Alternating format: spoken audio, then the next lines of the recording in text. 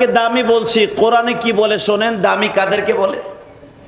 এই পৃথিবীতে যত দামি মানুষ আল্লাহ প্রেরণ করেছেন তাদের মধ্যে কয়েকজনের স্যাম্পল আল্লাহ কোরআনে সূরা আল ইমরানের মধ্যে বর্ণনা করেছেন, যেরকম মারহাবা।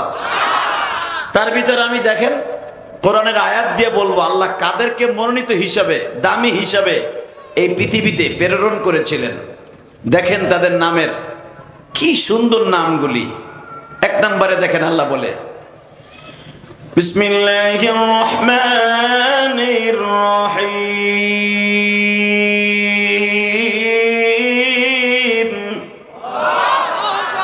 কোরআন তেলাওয়াত শুনে যারা আল্লাহু আকবার বলবেন জীবনে হাড়ের রোগ হবে না, পৃথিবীতে আপনি পথভ্রষ্ট হবেন না। কারণ আল্লাহু আকবার এটা কার শব্দ?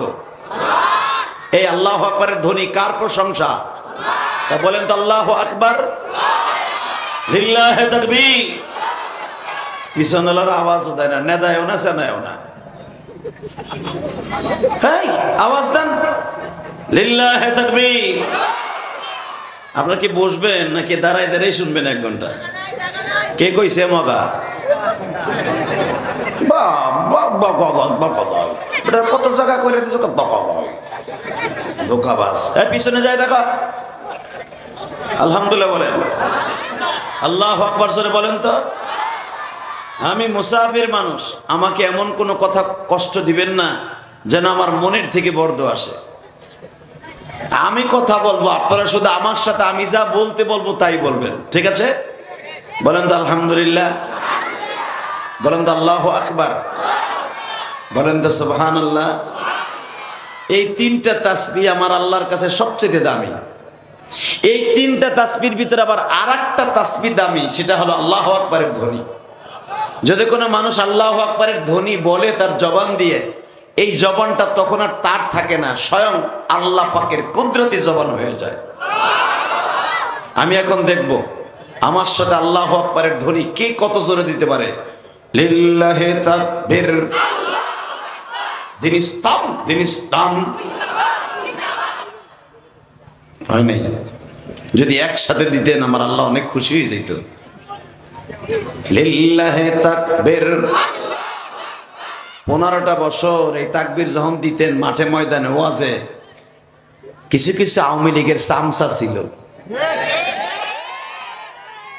নাপিত নাপিত। এই নাপিত গুলা মনে করতো এটা বুঝি পাকিস্তানের আওয়াজ, এটা বুঝি আল্লাহু আকবারের ধ্বনি। তুমি কই আছিলা তো সময়? এই রে বিপদ আর আপদ। এই এরা মনে করতো এটা পাকিস্তানের আওয়াজ, আর আমরা মনে করতাম এটা আমার রব্বে কারিমের সবচেয়ে বড় ক্রেডিটের আওয়াজ। এখন আর বলার মতো মাঠে কেউ নাই। বলতে আসলে ওই যে চাচার হাতে লাঠি, ওই লাঠিটা রাস্তা থাকবো না, ওটা আবার গাল গুল ফাটা হেলাইবো পিড়াইয়া। কথা ঠিক না বেঠে? এই রাজি আছেন না নাই? ইসলামের বিরুদ্ধে, কোরআনের বিরুদ্ধে, আল্লাহর বিরুদ্ধে, দাড়ি টুপির বিরুদ্ধে, তাকবীর ধ্বনির বিরুদ্ধে যেই বেঈমান কথা বলবে আর পিঠের সামনে তুলে ফেলবো। কাকে রাজি আছো? আল্লাহকে দুই হাত তুলে দেখায় দাও।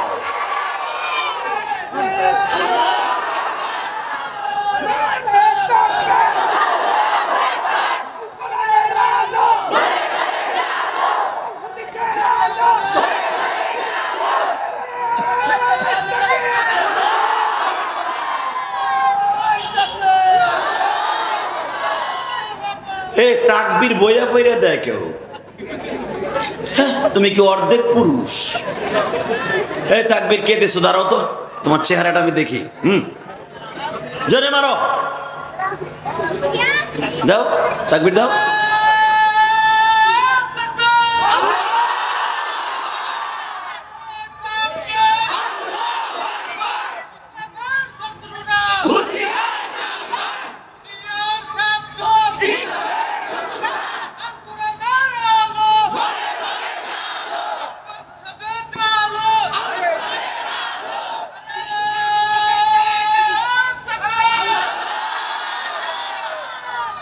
আল্লাহ জবানটাকে আপনার হাউজে কাউসারের বিনিময়ে কিনিয়ে নেন। কেন বলছি জানেন? বর্তমানে এই শব্দটা মুসলমানের থেকে বিলুপ্ত হওয়ার পথে। হালাকি এই শব্দটা হলো মুসলমানের 1 নাম্বার হাতিয়ার। কথা বলেন না কেন?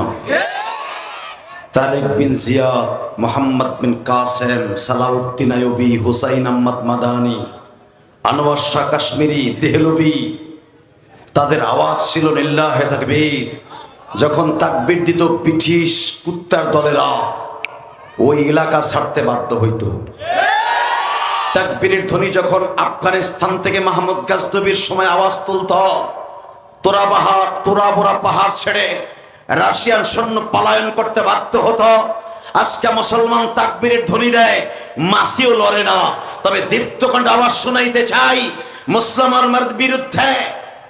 মাদ্রাসার বিরুদ্ধে যখনই আঘাত হবে, কথা বলবে, আর কাউকে পরোয়া করতে দেয়া যাবে না, আর কোন জমিদারের বাচ্চাকে খাতির করা যাবে না, যেখানেই বাধা ওখানেই লাগা। রেডি আছেন তো ইনশাল্লাহ? আল্লাহু আকবার বলেন তো আরো জোরে। আল্লাহ তোমাকে যারা আল্লাহু আকবার জোরে দিয়ে খুশি করছে, এদের জীবনের কোনো গুনাহ রাখো না। আল্লাহ এদেরকে আপনি মাফ করে দেন। এদের জনম দুঃখিনী মাকে মাফ করে দেন। আল্লাহ এদের যত বালা মুসিবত আছে আপনার কুদরতি হাত দিয়া সুস্থ করে দেন, দূর করে দেন। তাহলে দামি মানুষ কারা আজকে কোরআন থেকে পকেটে করে নিয়ে যায়? হ্যাঁ, দামি মানুষের সিমটম আমি আপনাদের সামনে বর্ণনা করছি, শোনেন কি বলে।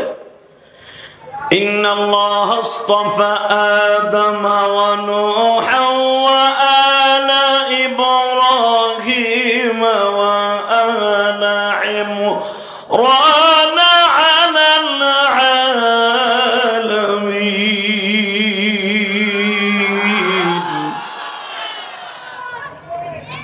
যুররিয়াতান বা'দুহা মিন বা'দ ওয়াল্লাহু সামিউন আলীম।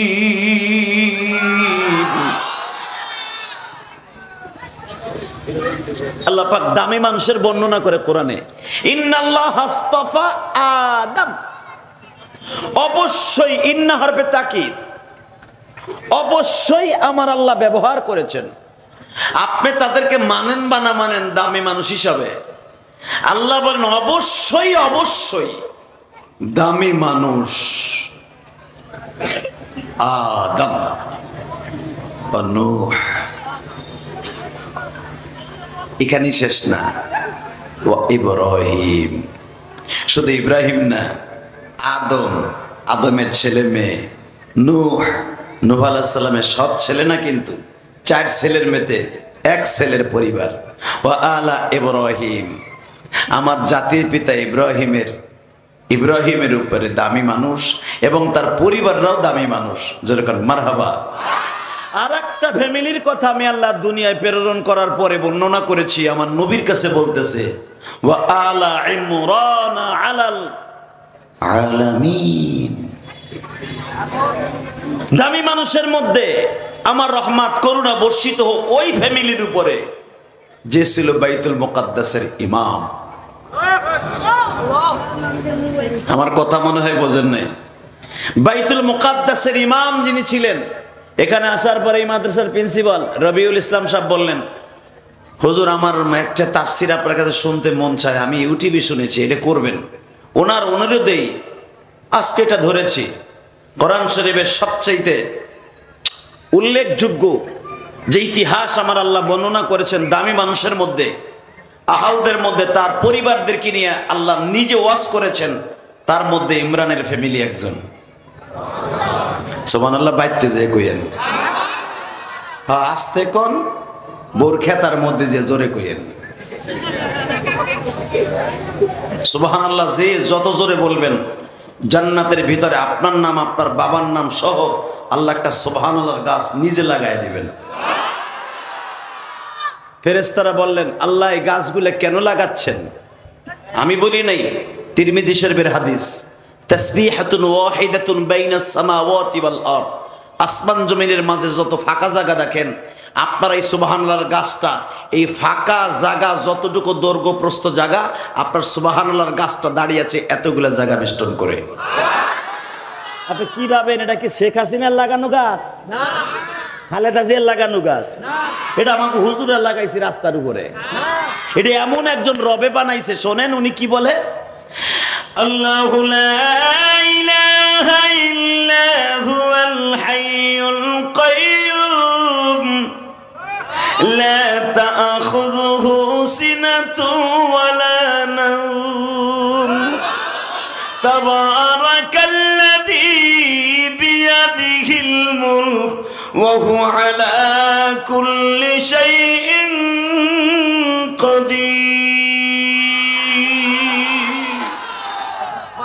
আমি এমনই একজন রব, তোকে শেখ হাসিনা রে 15 বছর 7 মাস কয় দিনের ডেট দিছিলাম। এ ভাবছিল 41 সাল পর্যন্ত বাইন্দে লইছি, কিন্তু সে ভাবে নাই তার সময় 45 মিনিটই শেষ। ওয়াকারুজ্জামান বলছে ছাড়বেন না ধরন খাবেন। ধরা খাইছে, কথা বল না কেন? ওনারে ধরার মতো কেউ আছে? আল্লাহ যারা আসতে বলে গো বাড়িঘর তুমি চিনো, ও বেটা যারা রাত্রে আর ঘুমেরতে উঠতে না পারে, জবান দিছো কথা বলে না কেন?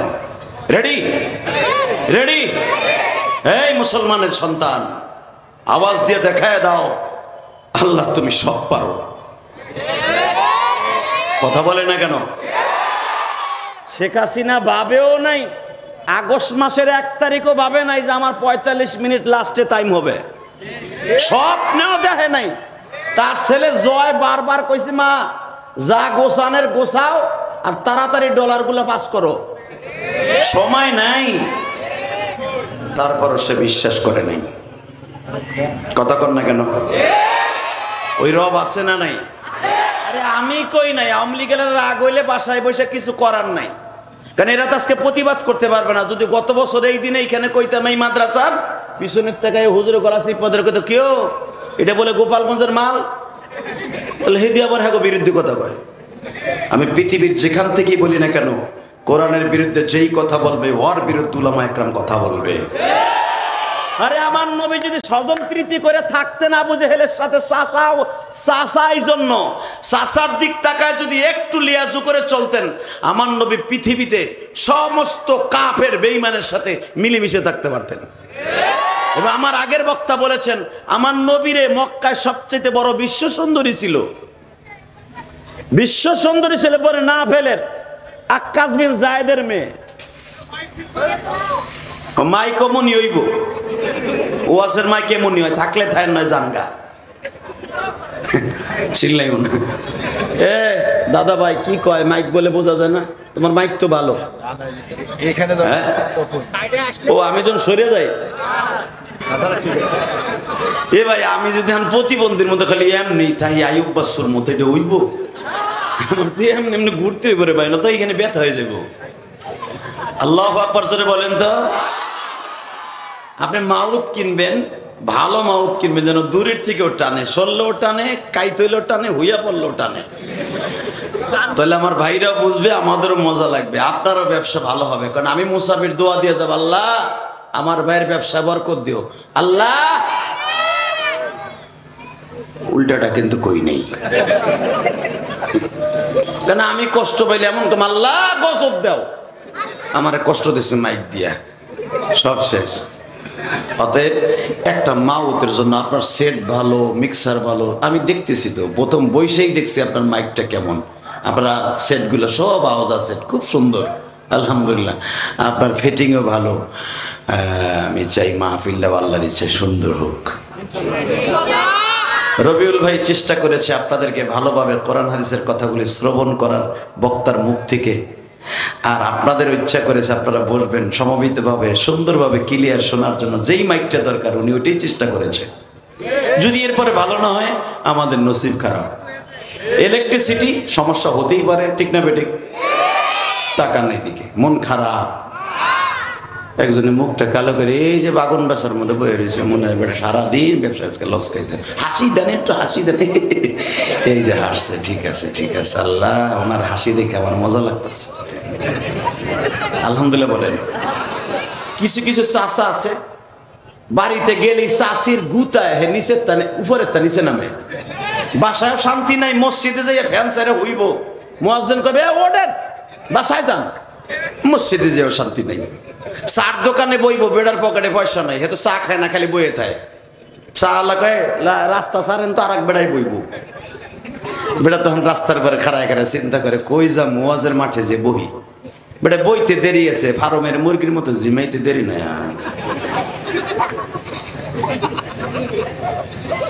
খবরদার, ওতে যখন বসছেন মুখটা কালো হবে না, কথা হবে তো সেই, আওয়াজ হবে সেই রকম। বলেন তো আল্লাহু আকবার, হামদান কাসীরা, হামদান কাসীরা তাইয়্যিবা মুবারাকান ফীহি। প্রশংসা করলেন কার? এবার আমার দিক তাকাবেন আর একবার বলেন লা হাওলা ওয়ালা কুওয়াতা ইল্লা বিল্লাহ। শয়তান যদিও আমাদের এই মাহফিলের আশেপাশে ছিল, উনি বর্তমানে রিটায়ারে চলে গেছে। এই দোয়াটা পড়ার কারণে শয়তান এখন আর এখানে নাই, উনি পেনশন দিয়ে চলে গেছেন, চাকরি রিজাইন দিয়েছেন। অতএব আমার দিকে সবাই তাকায় থাকবেন, শুধু একটা কথা বলবেন, এই কোরআনটা কার? কোরআনের কথাগুলি কার? এই কোরআনের দ্বারা যদি আমার আল্লাহ যে কয়জন মানুষের প্রশংসা করেছেন, ওই মানুষগুলোর দাম আছে না নাই? আমি আবার তেলাওয়াত করছি, কোরআন তেলাওয়াত শুনে যদি কেউ আল্লাহু আকবার বলে, জীবনে তার হার্টের রোগ থাকবে না, জীবনে ব্রেন টিউমার হবে না, জীবনে মারাত্মক কোনো রোগে আক্রান্ত হয়ে এই লোকটা মারা যাবে না, ঈমান নিয়ে মৃত্যুবরণ করবে। রেডি? ইন্নাল্লাহ আস্তাফা আদম ওয়া নূহা ওয়া আলা ইব্রাহিম ওয়া আলা ইমরান আলাল আলামিন। আমি আল্লাহর কাছে যারা দামি, অবশ্যই অবশ্যই ওই ফ্যামিলিটা দামি, ওই ম্যানটা দামি যে ছিল তোমাদের আদি পিতা আদম এবং তার ফ্যামিলি।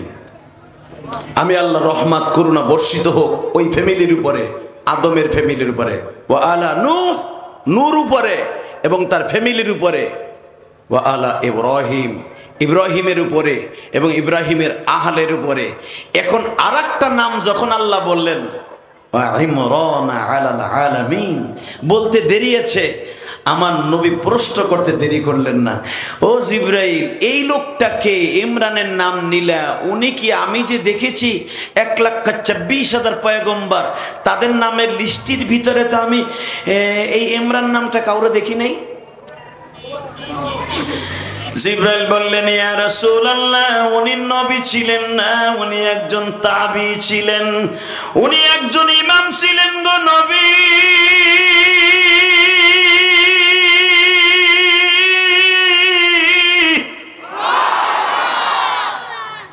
উনি নবী ছিলেন না ঠিকই, কিন্তু একজন নবীর ভাইরা ছিলেন, একজন নবীর খালু ছিলেন, একজন নবীর শ্বশুর ছিলেন। এবার দিলটা নরম করবেন। নবী আমার বলেন কোন নবীর ভাইরা? জাকারিয়া। আমি নবীগুলোর নাম নেই, আপনি নবীদের সাথে যদি জান্নাতে যাইতে চান এত জোরে আলহামদুলিল্লাহ বলবেন যেন আপনিও তাদের গাড়িতে জান্নাতে যেতে পারেন। রেডি? ও নবী, এক নবীর ভাইরা, সে হলো জাকারিয়া নবী। এক নবীর খালু, সে হলো ঈসা নবী। সরি, এক নবীর খালু, সে হলো ইয়াহইয়া নবী। আর এক নবীর বাপ হবে তিনি, আর এক নবীর নানা হবে। সঙ্গে সঙ্গে বলে সে নবীটাকে, বলে এই ইমরান হলো এক নবীর নানা, সে হলো ঈসা ইবনে মারইয়ামা। ঈসা নবীর নানা ইমরান, আর এক নবীর শ্বশুর হবে। নবী আমার বলে, কোন নবীর শ্বশুর হইব, কোন নবীর শ্বশুর হবে, এখনই যদি শেষ করে দেই ও আর শেষ। অতএব কোন নবীর শ্বশুর হবে ইমরান একটু পরেই শুনি, যদি কোন মারহাবা। শুনতে মন চায় না? হ্যাঁ, শোনেন কোরআনে কি বলে। ইমরান এমন একজন মানুষ ছিলেন যিনি ছিলেন বাইতুল মুকাদ্দাসের ইমাম। 50 বছর এই লোকটা বাইতুল মুকাদ্দাসের ইমাম। যেই বাইতুল মুকাদ্দাসকে ইসরায়েলে বেজরবারা দখল করতে চেয়েছিল, আবার ইনশাআল্লাহ মুসলমানের হাতে চলে আসছে। এখন বাইতুল মুকাদ্দাসে মুক্ত আওয়াজে মুক্ত বাতাসে মুসলমান জুমার নামাজ আদায় করে। আলহামদুলিল্লাহ বলতে পারলেন না? এটা কি শুভ সংবাদ না দুঃখ সংবাদ? আল্লাহ কিয়ামত পর্যন্ত এই বাইতুল মুকাদ্দাস মুসলমানের হাতে রেখে দিবেন।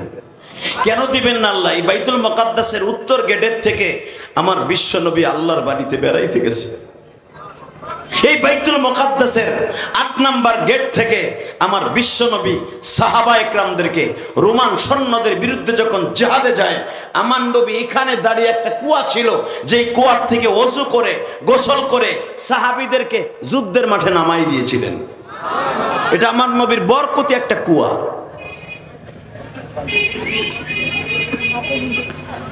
সঙ্গে সঙ্গে আমার আল্লাহ বললেন, নবীজি ইমরান ছিলেন বাইতুল মুকাদ্দাসের ইমাম। এই ইমরানের ভাইরা হলো জাকারিয়া। এই জাকারিয়ার সন্তানের নাম হলো ইয়াহইয়া। জাকারিয়া নবীরও সন্তান হয় না। জাকারিয়ার বয়স যখন প্রায় 90 বছর। জাকারিয়া হলো বড় ভাইরা, ছোট ভাইরা হলো ইমরান। দুই ভাইরা সুখে শান্তিতে বনি ইসরাইলের দাওয়াত ও তাবলীগের কাজ করে, ইসলামের কাজ করে। বাজানরে, জাকারিয়া নবী দাওয়াত ও তাবলীগের কাজ করে, ইয়াহইয়া নবী বাবার সাথে দাওয়াতের কাজ করে। বাজান, ইন দি মিন টাইমে ইমরান বাইতুল মুকাদ্দাসের ইমামতি করে। সবচাইতে দুঃখের বিষয় ইমরান এমন একজন বুজুর্গ ছিলেন বাবা, যদিও তিনি পয়গম্বর ছিলেন না, পয়গম্বররা যদি কোনো গ্লাসের মধ্যে পানিতে ফু দিতেন, সঙ্গে সঙ্গে সেটা পান করার সাথে আল্লাহ তাকে সমস্ত রোগ থেকে হেফাজত করতেন, শেফা দান করতেন। কোনো যেই গাছে ফল হয় না, পয়গম্বররা যদি একটু পানি পড়ে দিতেন, সঙ্গে সঙ্গে আল্লাহ কয়েক মাস পরেই ফলের ব্যবস্থা করতেন। কোন গাভীতে কোন উটে যদি দুধ না হইতো, পয়গম্বররা পানি পড়ে দিলে ওই গাভীর মধ্যে, উটের মধ্যে, দুম্বার মধ্যে, ভেড়া বকরির মধ্যে দুধ আল্লাহ ভরপুর করে দিতেন। ও বাজান, নবীদের পানির ফুতে যেমনে কাজে লাগতেন, বাইতুল মুকাদ্দাসের ইমাম ইমরানের ফুতে ওই রকম কাজ হয়ে যাইত। জাকারিয়া নবীর তদবির যেমনে কাজ হইতো, ইমরানের তদবিরও সে একই রকম কাজ হইতো। জেরুজালেমের সমস্ত বেঈমান গুলা, মুসলমান গুলা সবাই একভাবে শ্রদ্ধা করত ইমরানকে। এমনকি জাকারিয়া নবীর চাইতে বেশি সম্মান করত ইমরানকে বাবা। এই জন্য আমার আল্লাহ বলেন, ওয়া আলা ইমরান আলাল আলামিন।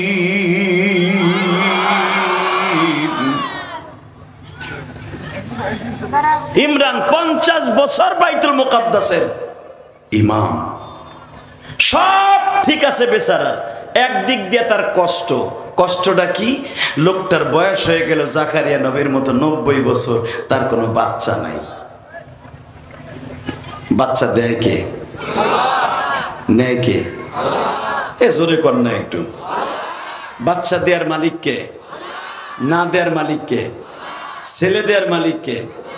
মেয়ে দেওয়ার মালিক কে? না দেওয়ার মালিক কে? এটা মাথায় আছে তো? অনেক মেয়েদের ছেলে মেয়ে না হইলে পাশের মানুষ তারা আটকুর নিয়ে আর আটকুরে বলে গালি দেয়। আপনাকে দেশে বলে কিনা আমি জানি না, বলে আটকুরে বলে। খবরদার, আমি মহিলাদেরকে বলবো, যে মায়ের সন্তান হয় না তারে কষ্ট দেন না। সন্তান দেয়া না দেয়ার মালিককে।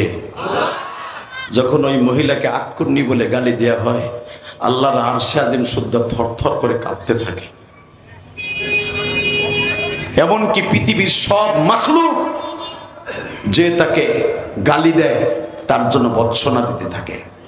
নাউজুবিল্লাহ বলেন না? ইমরানের খাদেম আসরের নামাজ শেষ করার পরে বলে, হুজুর আপনাকে জেরুজালেমের সব মানুষগুলা মোহাব্বত করে, কিন্তু একদিক দিয়ে আপনার একটা প্রবলেম আছে, সমস্যা আছে। হুজুর এইটা যদি আল্লাহর কাছ থেকে একটু সলভ করে নিতে পারতেন, এই জেরুজালেমের মধ্যে আপনার সম্মান নবীদের চাইতে কম নয়। ইমরান বললেন, খাদেম রে বল আমার সমস্যাটা কি? হুজুর আপনার পিছনে সবাই নামাজ পড়ে, আপনারা সবাই দেখবেন সামনে সামনে ভালো বলে, কিন্তু এমন এমন মুনাফিক আছে আপনার পিছনে নামাজ পড়ে যায় আপনার সমালোচনা করে। বাংলাদেশে এমন লোক আছে না নাই? আস্তে কথা কইলে লুলয় মরবা। আছে না নাই? ইমাম সাহেবের পিছনে নামাজ পড়ে বাবা, আসরের নামাজ পড়ে যায় মাগরিব পর্যন্ত চার দোকানে বদনাম বলে।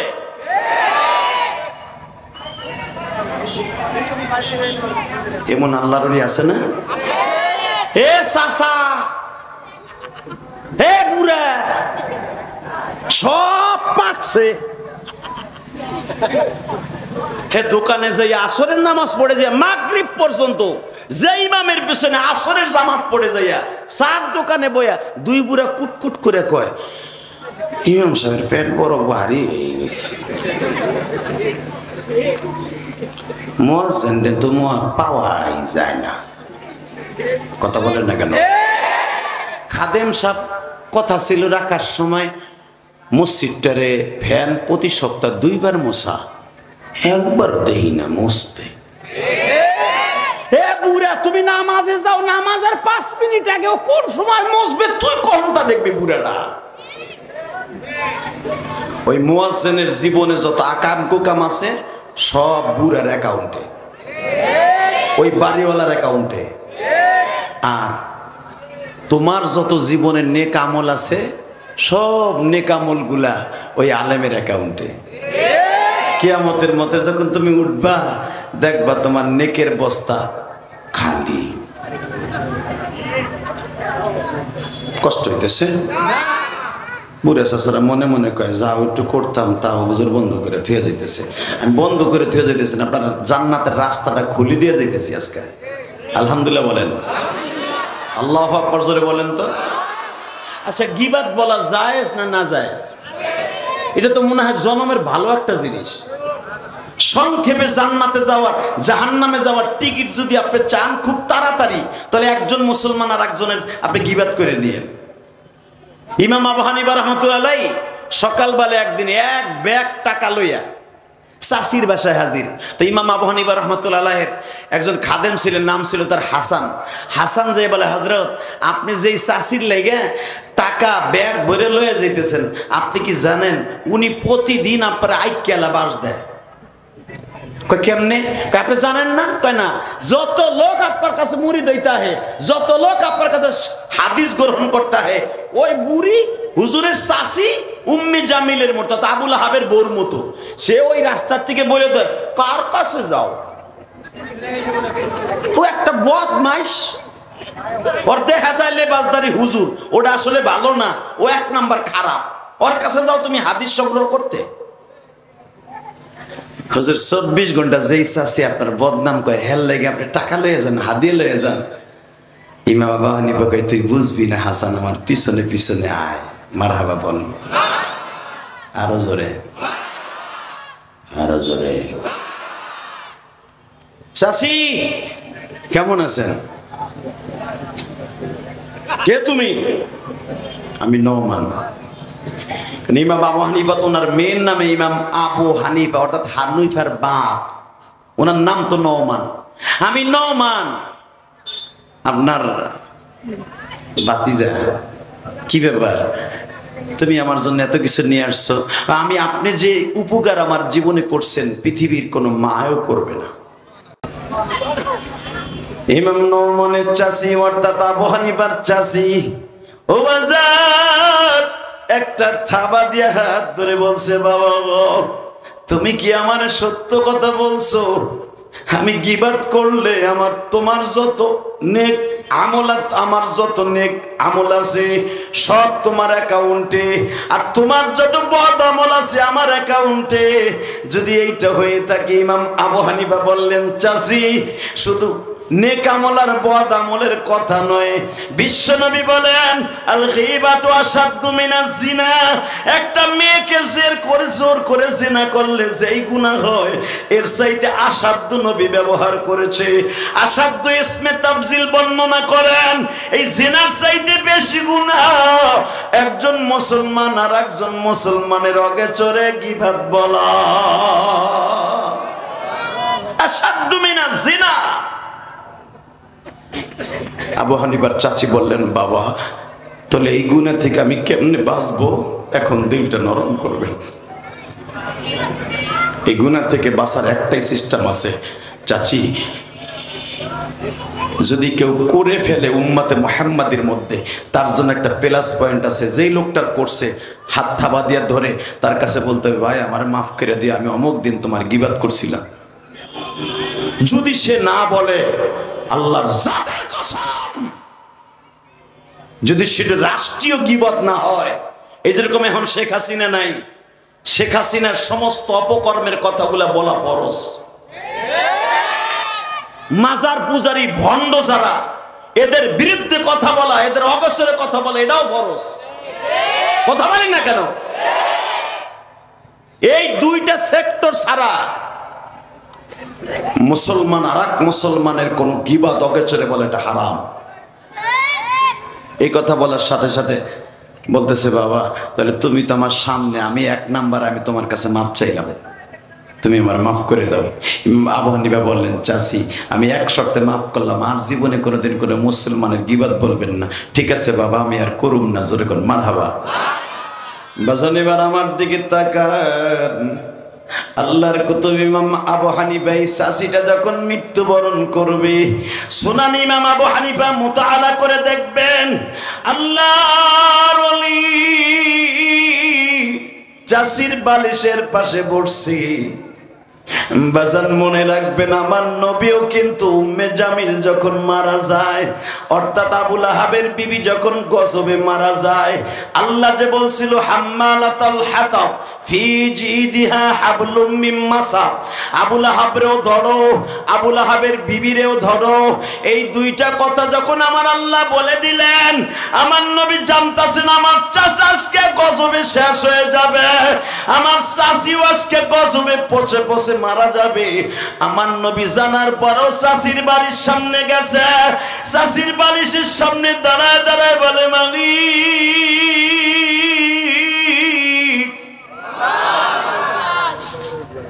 আমি শুনেছিলাম আমার জন্মের পরে আমার এই চাচি আমার সর্বপ্রথম কোলে নিয়ে চুমা দিছিল। আমি শুনেছিলাম আমার জন্মের পর আমার এই চাচা 10টা উট জবাই দিয়া বাক্কা শহরের মানুষগুলো খাওয়াইছিল। আমার এই চাচা চাচি মিলিয়া তাদের একটা খরিদকৃত একটা বান্দে ছিল সোয়াইবা নাম। এই সোয়াইবারে মক্কা ঘরের সামনে নিয়ে, কাবা ঘরের সামনে নিয়ে বলেছিল, আমি তোরে এক শর্তে আজ থেকে আজাদ করে দিলাম, কারণ কোন বান্দির দুধ আমার ভাতিজাকে খাওয়াবো না। আমি আজ থেকে তোরে কাবা ঘরের সামনে আজাদ করে দিলাম, তুই আমার ভাতিজাকে দুধমার বাড়ি যাওয়ার আগ পর্যন্ত দুগ্ধ পান করাবি।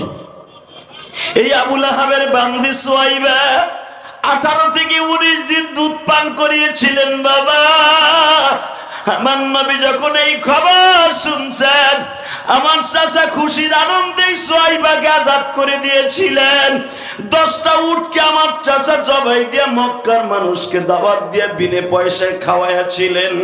আমার নবী এই ঋণটা শোধ করার জন্য বারবার আল্লাহর কাছে বলে, মালিক আমার চাচারে তুমি গজব দিছো একমাত্র আমার গিবাত শিকায়াত করার কারণে, আমার গালে থাপ্পড় মারার কারণে আমার চাচার প্রতি গজব দিছো। আল্লাহ আমি আমার চাচারে মাফ করে দিছি, তুমিও মাফ করে দাও। আমার আল্লাহ বলে, নবী গো সবাইরে আপনি মাফ করে দিতে পারেন, আমি আল্লাহ সবাইরে মাফ করতে পারি না। এই হাদিসের দ্বারা বোঝা যায় নবী মাফ করলে, জনগণ মাফ করলেও আমার আল্লাহ অনেক ক্ষেত্রে মাফ করবে না। কথা কন না কেন? আরো জোরে কন। আয়না ঘর নামে যেখানে মানুষগুলাকে নির্বিকে নির্বিচারে স্টিম রুলার চালিয়েছে, যে লোকটা বেঁচে আছে ও যদিও মাফ করে দেয়, ওর সন্তানরা মাফ করবে না। আপনি কি ভাবতেছেন শরীয়তে? হে নবীর সবখানের দোয়া কবুল হয় নাই মিয়া। চাচার জন্য দোয়া করতেছে, চাচির জন্য দোয়া করতেছে, আল্লাহ আমার চাচি আমার অনেক ভালোবাসে, আমার মাফ করে দাও। আল্লাহ বলে না, হে বেটা উঠিস না, এই চাচিকে মাফ করা যাবে না, ওরে শেষ কর, ওরে ধরে ফেলা। হাম্মালাতাল হাতাব ফি জিদিহা হাবলুম মিন মাসা, এমন ভাবে ধরবি সারা পৃথিবী বিরল থাকবে, দেখে নিবে। রসুল মাফ করার পরও আল্লাহর গজবে তাদের ছাড়ে নাই। আল্লাহু আকবার জোরে বলতে পারেন না? আল্লাহ যদি কারো পরে গজব নাজেল করার অর্ডার দিয়েই দেয়, তখন আর কোনো দোয়ায় কাজ হবে না। কথা বলেন আরো জোরে। কষ্ট হইতেছে? বেশি রাত করবো না আজকে, কালকে মাহফিল শুনছেন না? শুধু আমার দিকে তাকায় থাকেন কিছু সময়। ইন দি মিন টাইমে আমার বিশ্ব নবী আর দোয়া করেন নাই, কারণ যে আর দোয়ায় কাজ হইব না, দোয়া শেষ, দোয়ার খাতা বন্ধ, কবুলিয়াতের খাতা বন্ধ।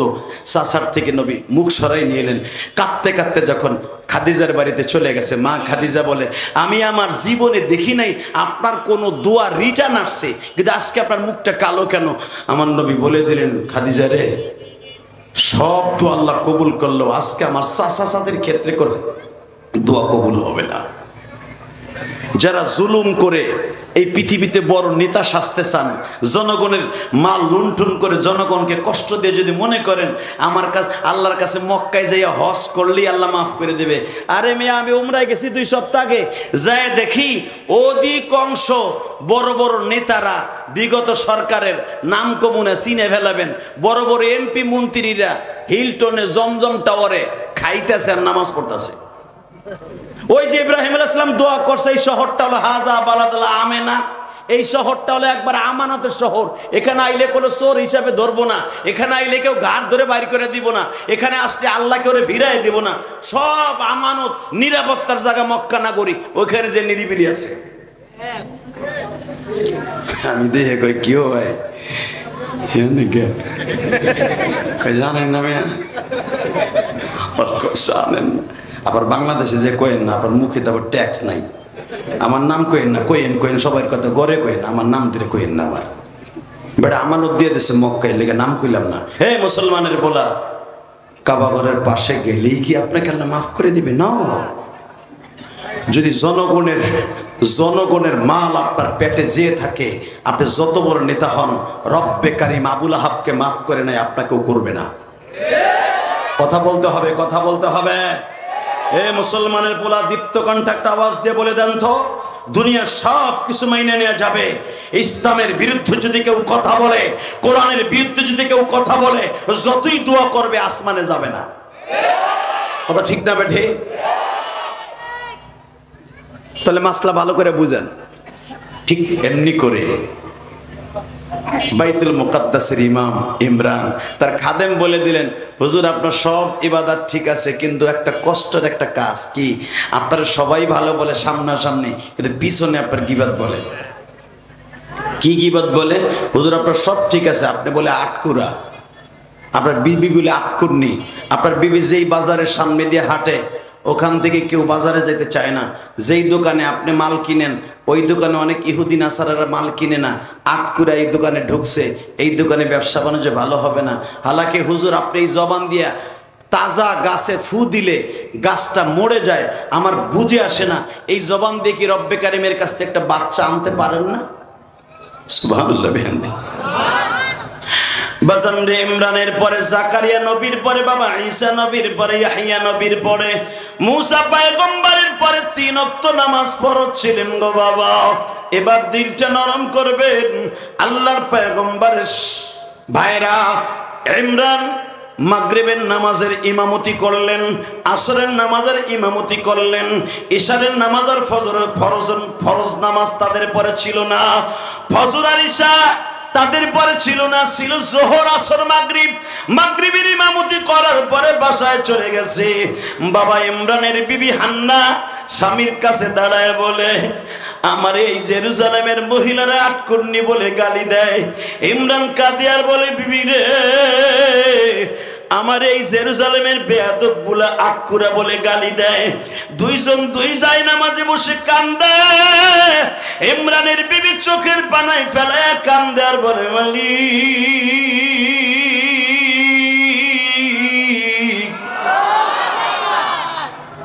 যদি তুমি আমাকে ভালোবেসে থাকো, আমার বয়স 80-র কাছাকাছি, আমার স্বামীর বয়স 90। এই বৃদ্ধা বয়সে সন্তান হওয়া সম্ভব নয়, কিন্তু তারপরেও আশা ছাড়ি নাই গো আল্লাহ। আমার বড় বোন জাকারিয়া নবীর বিবি, তার গর্ভে যদি তুমি বৃদ্ধ বয়সে সন্তান দিতে পারো, বৃদ্ধা বয়সে সন্তান দিতে পারো, রব্বে কারিম তুমি আমাকেও দিতে পারো। আল্লাহু আকবার জোরে বলেন তো। দুইজন দুই যায় নামাজে বসে কান্দে। ওই রাত্রি রব্বে কারিম জাকারিয়া নবীর ভাইরা ইমরানের কাছে শুভ সংবাদ দিলেন স্বপ্নের মাধ্যমে, তোমার বিবির গর্ভে আজকে রাত্রি আল্লাহ বাচ্চা দান করবে।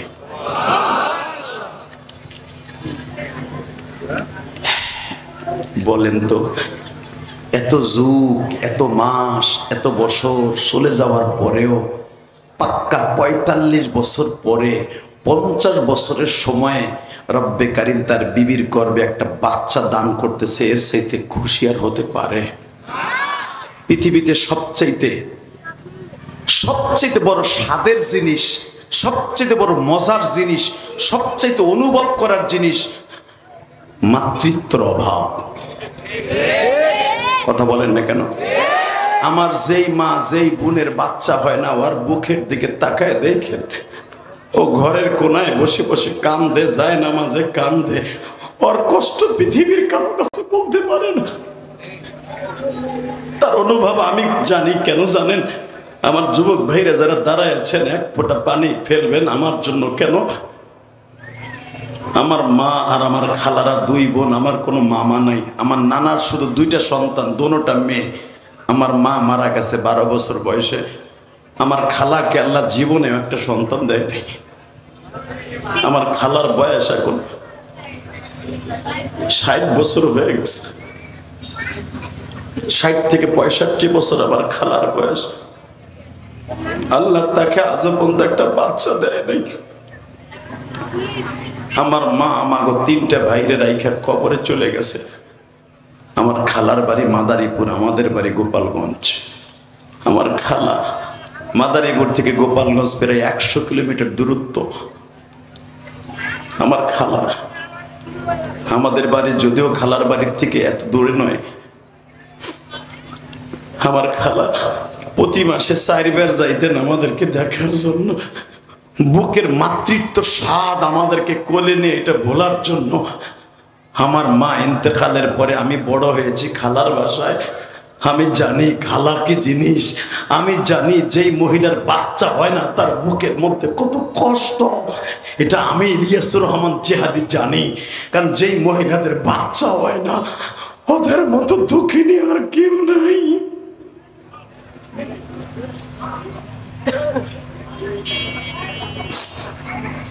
বেজানরে আমি দেখতাম আমার বয়স যখন 12 কি 14, আমি মাদ্রাসার থেকে আসতাম, আমি দেখতাম আমার খালা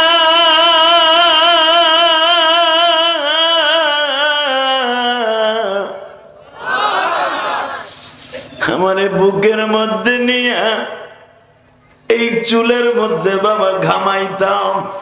আমার খালা আমার এই চুলের ঘেরান নিতেন।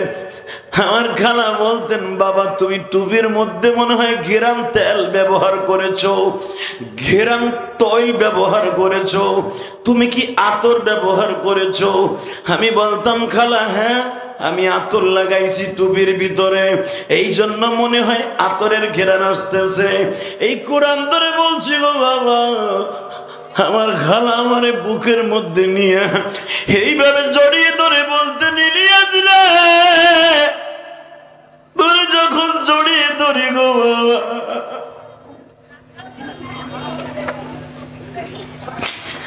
আমার মন বলে আমি বুঝি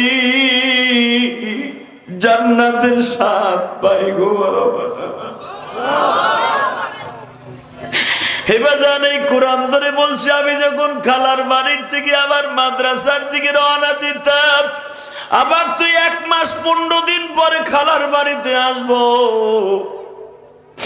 আমার খালা আমার ওই বিছনাটা বাজান ধুইতো না। আমি যে লুঙ্গিটা পরে খালার বাড়ি রাইখা যাইতাম ওইটা ধুইতো না। আমি আসিয়া দেখতাম, আমি যখন লুঙ্গি চাইতাম ওই লুঙ্গিটা আমার খালুকেও পড়তে দিত না, ওই খেতাটা কাউকে গায়ে দিতে দিত না, ওই বিছনা চাদরটা কাউকে বাজান বসতে দিত না। আমার খালা এখনো বেঁচে আছে গো। আমি এখনো যখন আমার খালা বাসায় আসে, আমি আমার খালাম্মারে বসায় বলি, খালাম্মা তুমি ভুইলা যাইতে পারো, আমি ইলিয়াস ভুলি নাই।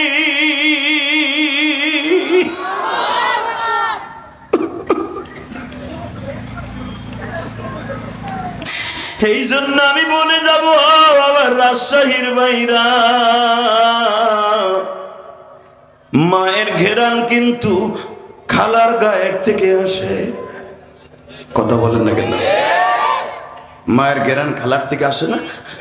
শুধু আপনাদের খেদমত আমি আরজ করে যাই, এই পৃথিবীতে যাদের মা নাই ওর মতো দুঃখ মেয়ে কেউ নাই। শুধু আমার সাথে একটা আওয়াজ দিয়ে বলেন তো, জীবনের বিনিময় হলেও মা আর খালারে কষ্ট দিব না ইনশা ইনশা। ওই যে আমার দাড়ি বাঁকারা বয়ে বয়ে কান্তাছে, আপনারা যারা মার মতো খালারে ভালোবাসেন আমার কাছ থেকে নেন। জাকারিয়া নবী কেন ইমরানের বিবিকে ভালোবাসতেন? কারণ ইমরানের বিবির বাচ্চা নাই, এই জন্য ইয়াহিয়া নবী তার খালাকে জানের চাইতে বেশি ভালোবাসতেন। আপনাকে কষ্ট হইতেছে? আমার দিকে তাকাবেন আর চোখে 1 ফোঁটা পানি ফেলবেন। আমার কথা না, কোরআন শরীফের কথা। ইমরানের বিবি ওই রুমে কান্দে, ইয়াহিয়া নবীর খালু জাকারিয়া নবীর ভাইরা ইমরান ওই রুমের মধ্যে কান্দে। দুইজন ঘুমাইতে গেছে এক খাটে। ঘুম থেকে জাগ্রত হওয়ার পরে স্বপ্নের ভিতরে আল্লাহ দেখাইতেছে আওয়াজের দ্বারা, ইমরান রে তোর বিবির চোখের পানি কবুল হয়ে গেছে। আর একটু জোরে কর না রে ভাই, আমি আর ওয়াজ করবো 10 মিনিট। এই আওয়াজ ওয়াজ করবো নি মিয়া, হ্যাঁ তাই না? মুরগির মতো আওয়াজ দেয়। কোরআন শরীফের কথা। আল্লাহ যখন বললেন, হে ইমরান তোমার বিবির গর্ভে তার চোখের পানি কবুল হয়ে গেছে, এখন কি বেটা কি খুশি না দুঃখী? আল্লাহু আকবার, আল্লাহু আকবার কবীরা। এত খুশি ইমরান দৌড়ে গেছে জোহরের নামাজের ইমামতি করতে যেয়ে সর্বপ্রথম সভাপতি সাহেবকে বলছে, সভাপতি সাহেব আমি একটা আস করতে পারছি, আল্লাহই ভালো জানে কতটুকু সত্য কো মিথ্যা, স্বপ্নের কথা তো, তবে আমার মন বলে আমাকে আল্লাহ পাক একটা নেক সন্তান দান করবে। সভাপতি বলে, হুজুর 5-6 মাস হোক, তারপরে ডিক্লেয়ার দেন। 5 মাস চলে গেছে। ইমরানের বিবি হান্না নাম ছিল, হান্নার পেটটা একটু বাচ্চা হওয়ার যে আলামত, এটা অনুভব করা যাচ্ছে। 7 মাস যখন বয়স, কেউ বলেন 5 মাস 10 দিন যখন বয়স, এই সময়ে ইমরান ডিক্লার দিয়ে দিলেন, রব্বে কারিম আমাকে একটা সন্তান দান করতেছে। এবার আমি দেখবো ইমামের ভালো দেখে যারা মুসল্লিরা ভালো অনুভব করে, তারা ইমরানের সাথে জান্নাতে যাবে।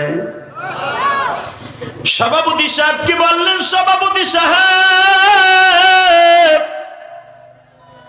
আজকে আমার বিবিকে আমি জিজ্ঞাসা করেছিলাম, তোমার পেটে যিনি আছে ওনাকে তুমি কি বানাবে, ইঞ্জিনিয়ার, ডক্টর না ইমাম? আমার বিবি বলে দিয়েছে, যুররিয়াতাম বা'দুহা মিন বা'দ। তোমার গর্ভে যিনি আছে, কি আছে? আল্লাহু সামিউন আলিম। কে জানে?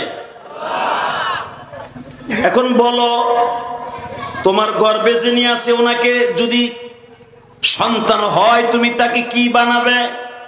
ইমরানের বিবি বলে ফেললেন, ইয ক্বালাত ইমরাতু ইমরান রাব্বি ইন্নী নাযারতু লাকা মা ফি বাতনি মুহাররারান ফাতাকাব্বাল মিন্নি। আল্লাহু আকবার বলতে পারলেন না?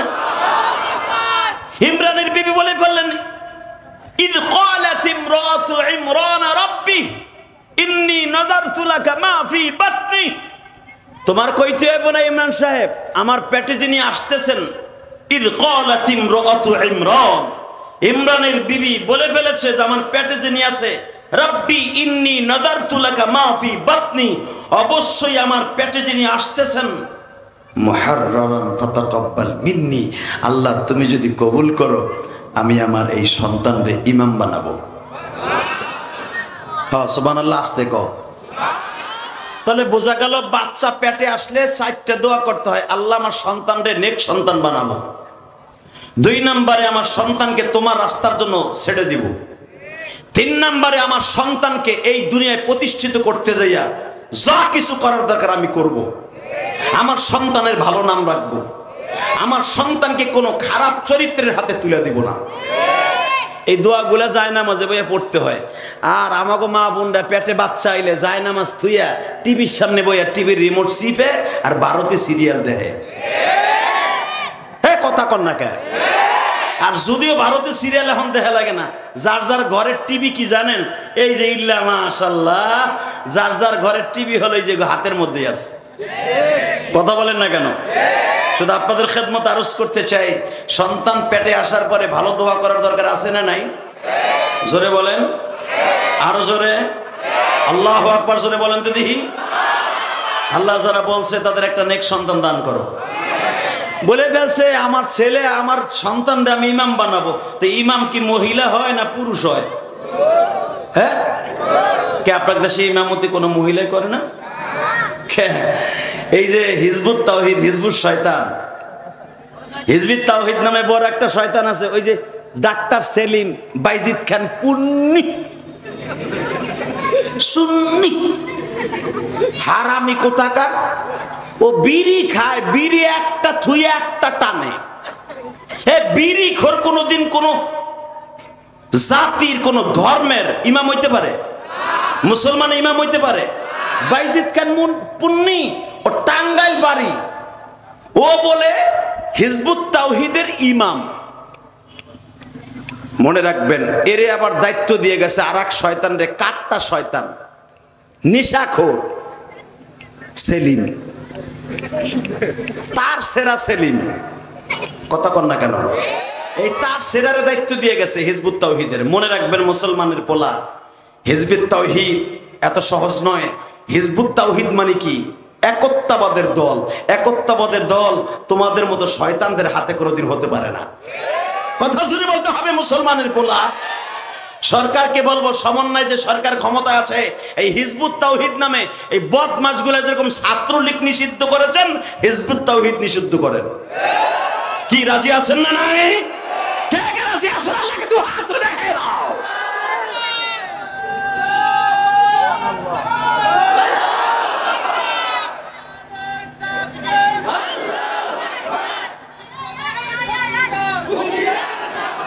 ব্যাস হইছে। ইসলামের শত্রুরা এমনি হুঁশিয়ার, ইসলামের শত্রুরা ওরা আগের থেকে হুঁশিয়ার, যাই দেখো ঘুমায়ও না, কোন সময় আমাকে কেলানি দেয় এই ডরে। কবাজে আল কোরআনের আলো সারা বিশ্বে জ্বলো, ইসলাম ছাড়া অন্য কিছু, এ জোরে ইসলাম ছাড়া অন্য কিছু। আলেম ওলামার বিরুদ্ধে হ্যাঁ অ্যাকশন, অ্যাকশন, ডাইরেক্ট অ্যাকশন, মুসলমানের অ্যাকশন, ইনশাল্লাহ বলেন রেডি? আমি তাকবীর শিখিয়ে দেই, এ যতদিন আর রাজশাহী আসবো কিনা জানি না, তাকবীরটা মুখস্থ করবেন। লিল্লাহে তাকবীর, জোরে লিল্লাহে তাকবীর, আল কোরআনের আলো সারা বিশ্বে জ্বলো, আমার নেতা তোমার নেতা, এক এক অ্যাকশন, জোরে এক এক অ্যাকশন, রাজশাহীর অ্যাকশন, মুসলমানের অ্যাকশন, মাশাআল্লাহ এইভাবে দিবেন, ঠিক আছে? দেখবেন ফাঁসে খুঁজে এমনি ডরাইছে, ইনশাল্লাহ বলেন। এই যে সমন্বয় ভাইরা আমার, কলিজার টুকরা আবাবিল পাখির মতো যাদের আবির্ভাব হয়েছিল 5ই আগস্টের আগে, আবু সাইদ গুলির সামনে এইভাবে বুকটা পাতায় দিছে, এমনি দেয় নাই রে ভাই। যখন দেখেছে মাঠে আমার কমলমতি বন্ধুরা মাঠের মধ্যে পাখির মতো গুলি খাইয়া মরতাছে, তখন আর আবু সাইদ রাস্তার থেকে ওই পালায়ন করে নাই। ও মনে মনে ভেবেছিল, মনে হয় এই যে পুলিশ আমার গুলি করার ডর দেখাইতেছে, আমার বিশ্বাস ও একটা মায়ের সন্তান, ও একটা বাবা, ওর সন্তানও হয়তো আমার মতো আবু সাইদ জন্ম আছে। আমার বিশ্বাস আমরা যে দাবি নিয়ে আসছি, ও আমার বুকে গুলি করতে পারে না, এই সাহস নিয়েই কিন্তু বুকটা পাতাইছিল। তাহলে মরার সামনে কেউ গুলি পাতাই দেয়নি, মেয়ে গুলির সামনে বুক পাতাই দেয়নি, এই আওয়াজ বুকের মধ্যে সাহস নিয়েই পাতাইছিল। কিন্তু ও কি জানতো যে জালিমগুলো আমার এইভাবে গুলি করে ঝাঁঝরা করে দেবে আমার বুকটা? ও জানতো না। আর ওই পুলিশের গুলিতে আমি শহীদ হয়ে যাবো এটা জানতো না। ও জানলে এইভাবে বুকটা পাতাই দিত না, বড় আশা নিয়ে পাতাইছিল যে অন্তত বুক পাতাই দিছি, আমাদের আমাদের দাবি তো বা তোরা মাইনা ল, আমরা সহজে আমরা হামলা সামলা করতে চাই না, আমাদের দাবিগুলো মাইনা ল, আমরা মাস ছেড়ে চলে যাব। যখন দেখছে গুলি করবে করবে, আমরাও একটু দর দেখাই না যে গুলি করলেও গুলি বুক পাইতে নিব, কিন্তু ও জানতো না যে ঠিকই আমারে ঝাঁঝরা করে দিব। কথা বলেন না কেন? আবু সাইদের মার কাছে যায়, দেখেন এখনো পর্যন্ত বেচারি দুঃখে দুঃখে কান্দে। যাই দেখেন ওই দীপ্ত না, যে পানি পানি বলছিল, ওর নাম কি? মুগ্ধ। মারহাবা বলতে পারেন না? আল্লাহকে জান্নাত দিয়ে তুমি মুগ্ধ করে দিও। এই মুসলমানের পোলা, ওই পরিশ্রমের সময় কেতলি হাতে নিয়ে পানি লাগবে, পানি লাগবে, যেই শব্দটা বিশ্বনবী কিয়ামতের মাঠে হাউজে কাউসারে বালতি লইয়া হাতে গিলাস নিয়ে বলবে, উম্মতে মুহাম্মাদির আয় এক গ্লাস পানি খেয়ে যা, হাউজে কাউসার লাগবে, আয় আয় আয়। কষ্ট হইতেছে? আর মাত্র 10 মিনিট। এই মুসলমানের সন্তান, তাহলে আওয়াজ দিছেই বা ঠিক বলে ফেললেন, তুমি তোমার সন্তানকে কি বানাবে? উনি বলে ফেললেন, মাফি বতনি মুহাররাম ফাতাকাব্বাল মিন্নি ইন্নাকা আনতাস সামিউল আলিম। তোমার কিছু কইতে হবে না ইমরান সাহেব, আমার গর্ভে যিনি আসতেছে আমি ওনাকে ইমাম বানাবো যদি আল্লাহ কবুল করে। ইমরান বলে ফেললেন, বাযুহা মিন বাস আল্লাহু সামিউন আলিম। তুমি কি জানো তোমার গর্ভে যদি মাইয়া হয়? এখন মুখটা কালো হয়ে গেছে, এখন কানবেন, কারণ ইমাম হতে হলে তো ছেলে লাগবে। কথা বলেন না কেন? মেয়ে তো আর ইমামতি পারবে না। যখন ইমরান বলছে যদি তোমার গর্ভে মেয়ে হয় তাহলে ইমাম বানাবা কেমনে? ইমরানের বিবি কি কয় শোনেন, ফালাম্মা ওয়াযা'তাহা ক্বালাত রব্বি ইন্নী ওয়াযা'তুহা উনসা। আরে তুমি যদি প্রসব করো মেয়ে তাহলে কি বানাবা? আসলে হইছো মেয়ে। মারহাবা বলতে পারেন না? ইমরান যখন বললেন